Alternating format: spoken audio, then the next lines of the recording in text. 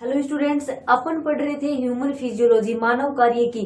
और अपना जो अभी लेसन चल रहा था वो है रक्त परिसंचरण तंत्र, ह्यूमन सर्कुलेटरी सिस्टम के बारे में अपन डिस्कस कर रहे थे। अब तक अपन ने पढ़ लिया ह्यूमन के ब्लड ग्रुप्स कितने होते हैं, उनके बारे में देखा था। और ब्लड क्लोटिंग जो थी, रक्त का सकंदन, अपना लास्ट टॉपिक था। और धमनी और शिराओं में अंतर देखा था अपन ने। अब अपन देखेंगे हार्ट की स्ट्रक्चर, हार्ट की संरचना और हार्ट की कार्य प्रणाली किस प्रकार से ये वर्क करता है। तो मानव का जो ये हार्ट होता है, हृदय जो होता है, ये पेशीय अंग होता है। और इसकी आकृति जो होती है मनुष्य की बंद मुट्ठी की आकृति के जैसा होता है ये। और अगर अपन बात कर रहे हैं अभी जो हार्ट है उसकी बाह्य स्ट्रक्चर की। और अपना जो ये हार्ट होता है इसकी उत्पत्ति किससे होती है? इसकी उत्पत्ति होती है मेसोड्रम से।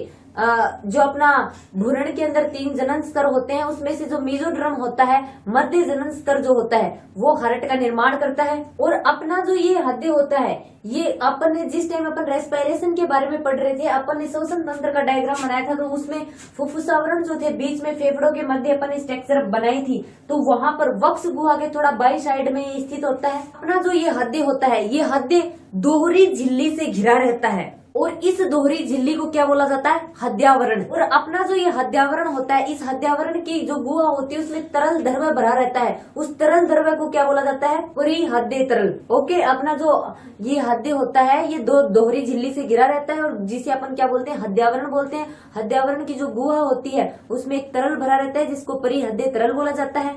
और मानव हृदय की जो भित्ति होती है, मानव हृदय की भित्ति तीन स्तरों से मिलकर बनी होती है। जो सबसे बाहरी स्तर होता है, वो सबसे बाहरी स्तर कौन सा होता है? अधि हृदय स्तर।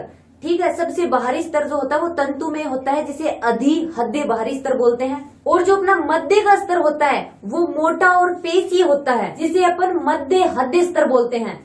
और अपना जो आंतरिक स्तर होता है वो आंतरिक स्तर लचीले ऊतकों का बना होता है, उपकला कोशिकाओं का बना होता है। और जिसको क्या बोला जाता है? उसको अंतः हृदय स्तर बोला जाता है। और अपने हृदय की जो भित्तियां होती हैं, इन हृदय की भित्तियों में क्या होता है?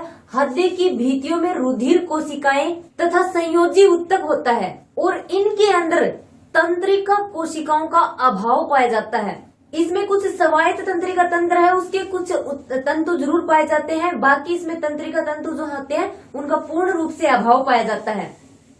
अब अगर अपन बात कर ले अपना जो ये हृदय है, इसकी आंतरिक संरचना के बारे में अगर डिस्कस करें, तो मनुष्य के जब अपन हृदय की अगर आंतरिक संरचना का अध्ययन करते हैं तो इसमें क्या होते हैं? 4 कक्ष होते हैं। ये आपको पता भी होगा, 2 आलिंद और 2 नीले। और जो बाएं भाग के आलिंद होते हैं और नीले होते हैं उनको बाएं आलिंद और बायां नीले। जो दाएं भाग के होते हैं उनको दायां आलिंद और दायां नीले बोला जाता है। में अपने जो ये आलिंद होते हैं ये पतली भित्ति वाले ऊपरी कक्ष होते हैं, जबकि नीचे जो ये नीले होते हैं अपने, ये क्या होते हैं? मोटी भित्ति वाले और नीचे वाले कक्ष होते हैं। आलिंद और नीले को पृथक करने वाली एक दरार पाई जाती है यहाँ पर। और उस दरार को क्या बोला जाता है? उस दरार को अपन बोलते हैं आलिंद नीले दरार या कोरोनरी स्लैक्स। ठीक है, कोरोनरी स्लैक्स जो होता है वो अपने आलिंद और नीले जो होते हैं इनको पृथक करता है। तो अपने जो ये आलिंद और नीले होते हैं इनको पृथक करने के लिए जो दरार पाई जाती है उसको क्या बोला जाता है? आलिंद नीले दरार बोलते हैं, या फिर उसको अपन कोरोनरी स्लैक्स बोलते हैं। फेफड़ों से जो O2 युक्त रुधिर, या फिर अपन बोल सकते हैं जो शुद्ध रुधिर होता है ना,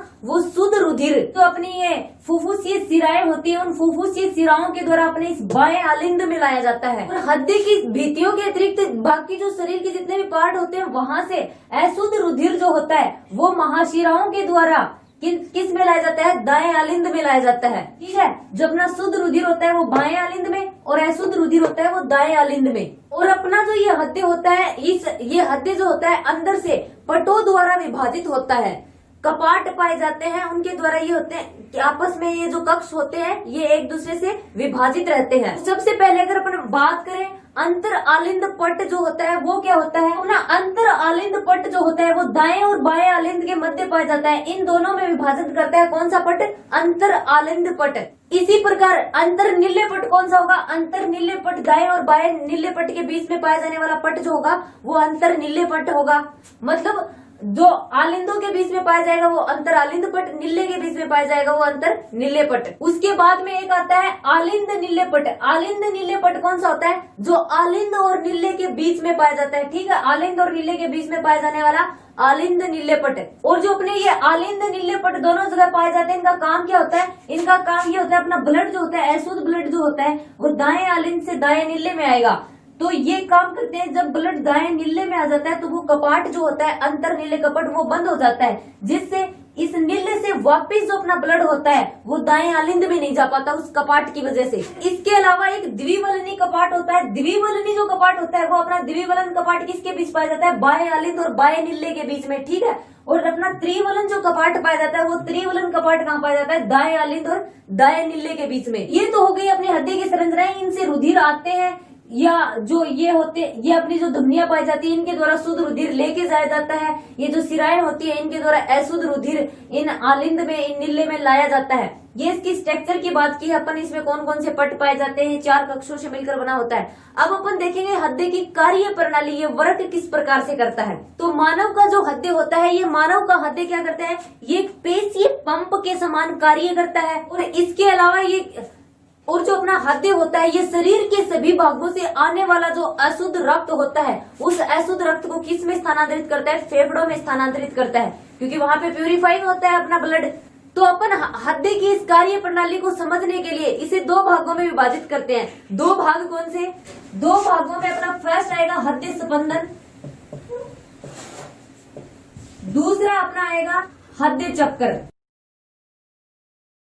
अपन बात करें हृदय स्पंदन आखिर होता क्या है, तो हृदय जो होता है, हृदय के लयबद्ध संकुंचनों को क्या बोला जाता है? हृदय के लयबद्ध संकुंचन को ही हृदय स्पंदन बोला जाता है। और अपनी जो अधिकांश पेशियां होती हैं वो अधिकांश पेशियां प्रेरक तंत्रिका से उद्दीप्त होकर क्या करती हैं? संकुंचन, प्रेरक तंत्रिका से उद्दीप्त होकर उनमें संकुंचन की क्रिया होती है। लेकिन हृदय में ऐसा बिल्कुल नहीं होता है।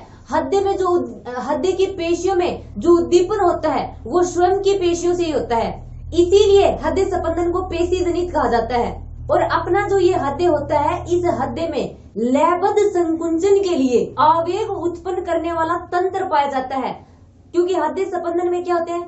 लयबद्ध संकुंचन होता है। और लयबद्ध संकुंचन के लिए क्या पाया जाता है? एक तंत्र पाया जाता है हृदय में। और ये जो तंत्र होता है, ये तंत्र आवेगों को हृदय में तेजी से संचित करता है। और ये हृदय विशिष्ट पेशियों से निर्मित होता है।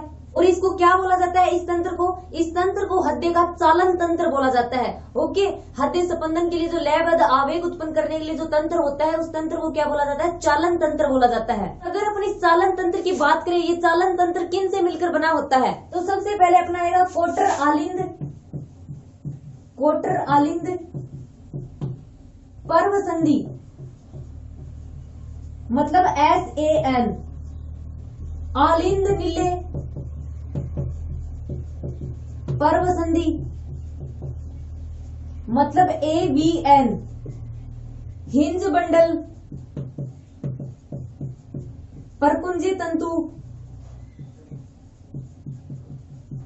इनसे मिलकर किसका निर्माण होता है? हृदय के चालन तंत्र का निर्माण होता है। अगर सबसे पहले अपन बात करें कोटर आलिंद पर्व संधि SAN नोड की, तो अपना जो ये SAN है ये कहाँ स्थित होता है? ये दाएं आलिंद जो होता है, इस दाएं आलिंद की ऊर्ध्व महाशिरा जो होती है, ऊर्ध्व महाशिरा के समीप स्थित होता है। और अपने हृदय के संकुंचन के लिए जो आवश्यक आवेग होते हैं ना, हृदय के संकुंचन के लिए आवश्यक आवेग इसी के द्वारा उत्पन्न होते हैं। और अपने इस SAN से आवेगों का संचरण जो होता है वो शीघ्र ही दोनों आलिंदों में फैल जाता है, दाएं और बाएं आलिंद में। तो अपने ये आलिंद होते हैं, ये आलिंद आवेग मिलते ही एक साथ संकुचित हो जाते हैं। अपना जो ये SAN होता है, ये इस SAN की विशिष्ट पेशी कोशिकाएं स्वयं की उत्तेजन क्षमता के कारण स्वतः ही विध्रुवित होकर क्या उत्पन्न करती हैं? सक्रिय विभव उत्पन्न करती हैं। और मोस्ट इम्पोर्टेंट अगर पॉइंट की बात की जाए, छोटा क्वेश्चन पूछ सकते हैं, अपना जो ये SAN होता है ये हृदय की गति निर्धारण या पेस मेकर का जो कार्य होता है ना, वो इसके द्वारा ही किया जाता है, SAN के द्वारा। इसके द्वारा जो आवेग उत्पन्न करने की जो दर होती है, वो आवेग उत्पन्न करने की दर लगभग 70 से 80 प्रति मिनट होती है। अब अगर अपन बात करें आलिंद नीले पर्व संधि की, अपना ये एवियन अंतर आलिंद पट्ट जो होता है ये कहाँ स्थित होता है? ये अपना जो दायां आलिंद होता है इस दायां आलिंद में स्थित होता है। और अपना जो ये एवियन होता है इस एवियन के द्वारा आवेगों का जो संचरण होता है वो आवेगों का संचरण किस रूप में होता है? हिंज के समूह एवं परकुंजे के जो तंतु होते हैं उन तंतुओं द्वारा दोनों नीलियों की भित्तियों में होता है। ठीक है, ये अपने एवियन हो गया। बात करें अगर हिंज के बंडल की, तो अपने जो ये हिंज के बंडल होते हैं ये आवेगों के संचरण के लिए जिम्मेदार होते हैं। अपन ने अभी भी पढ़ा था एवियन जो होता है उसके द्वारा आवेगों का संचरण हिंज के समूह के रूप में नीले की जो अपनी दोनों भित्तियां होती हैं इनमें आवेगों का संचरण इसी के द्वारा होता है। और इनके द्वारा जो आवेगों का संचरण होता है वो तीव्र गति से होता है, जबकि एवियन के द्वारा जो आवेगों का संचरण होता है वो थोड़ा धीमी गति से होता है। अब अगर अपन बात करें पुरकंजे के तंतु, तो अपने ये पुरकंजे के तंतु होते हैं ये भी एवियन के जो आवेग होते हैं उन आवेगों का संचरण किस में करते हैं? अपने जो दोनों नीले होते हैं इन दोनों नीलों की भित्तियों में करते हैं। तो ये तो हो गया अपना हृदय स्पंदन। अब सेकंड स्टेप की अगर अपन बात करें हृदय चक्कर, इसमें क्या होता है? हृदय चक्कर क्या होता है? हृदय के एक स्पंदन से लेकर दूसरे स्पंदन तक बीच में हृदय के विभिन्न भागों तक जो उन विभिन्न भागों में जो परिवर्तन होता है वो ही क्या कहलाता है? हृदय चक्र कहलाता है। ओके, हृदय चक्र की अगर डेफिनेशन की बात करें तो हृदय के एक स्पंदन से दूसरे स्पंदन के बीच में हृदय के विभिन्न भागों तक परिवर्तनों का जो क्रम होता है वो हृदय चक्र कहलाता है। और अपना जो ये हृदय चक्र होता है इस हृदय चक्र को पूर्ण होने में लगभग 0.8 सेकंड का समय लगता है। और अपने इस चक्र में दो प्रावस्थाएं होती हैं। दो प्रावस्थाएं कौन सी? एक तो विश्रामावस्था, और विश्रामावस्था को क्या बोलते हैं? अनुशीतलन। दूसरी अपनी जो प्रावस्था होती है वो होती है संकुंचन की प्रावस्था, और इस संकुंचन की प्रावस्था को क्या बोला जाता है? इसको परकुंचन कहते हैं। ओके, हृदय चक्र में दो प्रावस्थाएं पाई जाती हैं, विश्रामावस्था और संकुंचन की अवस्था। अब अगर हृदय चक्र की प्रमुख जो प्रावस्थाएं होती हैं उनके बारे में अगर डिस्कस करें अपन, तो हृदय चक्र की प्रमुख प्रावस्थाएं कौन कौन सी होती हैं? सबसे पहले आती है आलिंदों का अनुशीतलन। आलिंदों का अनुशीतलन। तो हृदय चक्र के दौरान जो अपने आलिंद नीले होते हैं वो ज्यादा देर तक विश्रामावस्था में रहते हैं। अपने आलिंद जो होते हैं वो आलिंद लगभग 0.7 सेकंड विश्रांत अवस्था में रहते हैं। और इनकी विश्रामावस्था में फेफड़ों से शुद्ध रुधिर फुफ्फुसीय शिराओं तथा बाएं आलिंद में यहाँ पर शरीर के अन्य भागों से अशुद्ध रुधिर दाएं आलिंद में आता रहता है। ठीक है, इसमें जो अपना ये बायां आलिंद होता है इसमें कौन सा रुधिर आता है? शुद्ध रुधिर। और दायां आलिंद जो होता है इसमें शरीर के विभिन्न भागों से कौन सा रुधिर आता है? अशुद्ध रुधिर। ये अपनी फर्स्ट प्रावस्था है। अगर सेकंड प्रावस्था की अपन बात करें तो सेकंड प्रावस्था अपनी होगी आलिंदों का परकुंचन। क्यों परकुंचन? तो अपनी 4 प्रावस्थाएं होंगी टोटल, क्योंकि आलिंदों का अनुशीतलन होगा और परकुंचन भी होगा। उसी प्रकार अपने नीलों का भी क्या होगा? अनुशीतलन होगा और परकुंचन होगा। ठीक है, तो टोटल 4 प्रावस्थाएं होंगी। अपन सेकंड प्रावस्था की बात कर रहे हैं, आलिंदों का परकुंचन। तो इसमें क्या होता है? अपने जो आलिंद होते हैं इन आलिंदों का अनुशीतलन समाप्त होते ही दोनों आलिंद जो होते हैं अपने वो एक साथ संकुचित होते हैं। ठीक है, और इसी को क्या बोला जाता है? इसी को आलिंदों का परकुंचन बोला जाता है। और अपने आलिंद परकुंचन में लगभग कितना टाइम लगता है? 0.1 सेकंड। आलिंद के परकुंचन में 0.1 सेकंड समय लगता है, लेकिन आलिंदों का अनुशीतलन का टाइम कितना होता है? 0.7 सेकंड। अब अपना जो तीसरा स्टेप आएगा वो आएगा नीलियों का परकुंचन। और नीलियों के परकुंचन में क्या होता है? जैसे ही आलिंदों का परकुंचन खत्म होता है तो क्या शुरू हो जाता है? नीलियों का परकुंचन स्टार्ट हो जाता है। और नीलियों के परकुंचन में कितना टाइम लगता है? लगभग 0.3 सेकंड। संकुंचन के कारण क्या होता है? नीलियों में दबाव बढ़ता है। दबाव बढ़ने से क्या होता है? द्विवलन और जो अपने त्रिवलन कपाट जो होते हैं ये द्विवलन और त्रिवलन कपाट बंद हो जाते हैं। जिससे क्या बेनिफिट होता है? जिससे ये बेनिफिट होता है कि अपना रुधिर जो होता है वो वापस से आलिंदों में नहीं जा पाता। अगर ये त्रिवलन कपाट खुले के खुले रह जाएंगे तब क्या होगा? दाएं आलिंद से अपने पास दाएं नीले में ब्लड आएगा, बट क्या होगा? ये जब नीले जब भर जाएगा तब वापिस से इस दाएं आलिंद में ब्लड जा सकता है, लेकिन ये ऐसा होता नहीं है क्योंकि जो अपना त्रिवलन कपाट जो होता है ये बंद हो जाता है। अब अगर फोर्थ स्टेप की बात करें तो इसमें क्या होगा? नीलियों का अनुशीतलन।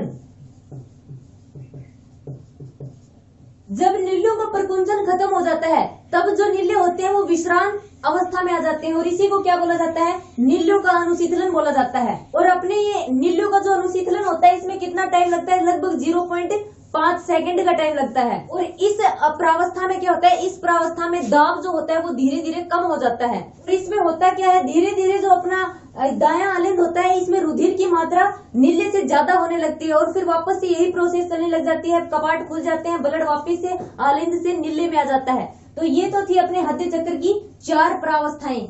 यहाँ पर अपना हृदय चक्र जो होता है वो कंप्लीट हो जाता है। अगर एक बार मैं आपको इस चीज को इजी वे में अपन डायग्राम में देखें तो होता क्या है, अपने फेफड़ों से यहाँ से अशुद्ध रक्त आता है। अशुद्ध रक्त किस में आता है, दाएं आलिंद में आता है। ओके, दाएं आलिंद से अशुद्ध रक्त जो होता है, ये जो अपना त्रिवलन कपाट होता है, इस त्रिवलन कपाट से दाएं नीले में आ जाता है। ओके, अब यहाँ से ये जो त्रिवलन कपाट होता है ना, ये इस टाइप से होता है। अब ब्लड क्या करता है, यहाँ आ गया, यहाँ आने के बाद में ये कपाट ऐसे बंद हो जाता है, क्योंकि अगर कपाट बंद नहीं होगा तो ब्लड नीले में आने के बाद वापस इस आलिंद में भी जा सकता है, बट ऐसा नहीं होता है, ये कपाट जो होता है वो बंद हो जाता है।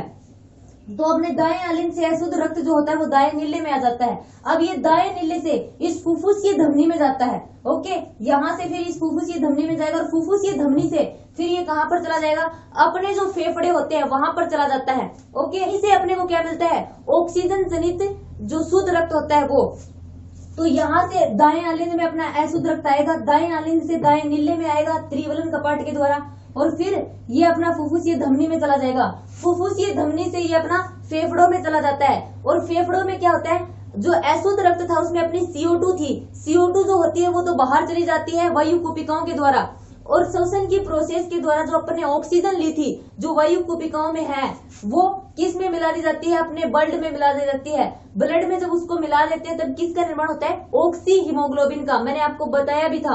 अब ऑक्सी हीमोग्लोबिन युक्त जो अपना ब्लड होता है वो शुद्ध रक्त होता है। वो शुद्ध रक्त फिर क्या करता है, इन फुफ्फुसीय शिराओं से इंटर करता है। ओके, फुफ्फुस धमनी के द्वारा शुद्ध रक्त बाहर निकला, फेफड़ों से वो शुद्ध होकर आया है, शुद्ध होकर फिर ये जो फुफ्फुसीय शिराएं हैं इनसे इंटर करता है और बाएं आलिंद में आ जाता है, बाएं आलिंद से फिर बाएं नीले में। ओके, और फिर जो अपनी ये बहुशीर्ष ये जो धमनियां हैं, इन धमनियों के द्वारा क्या होता है, ये पूरे जो अपनी बॉडी होती है अपने शरीर की विभिन्न कोशिकाओं में इसको ट्रांसफर कर दिया जाता है। इस प्रकार अपना जो ये हार्ट होता है ये क्या करता है, रक्त का परिसंचरण करता है।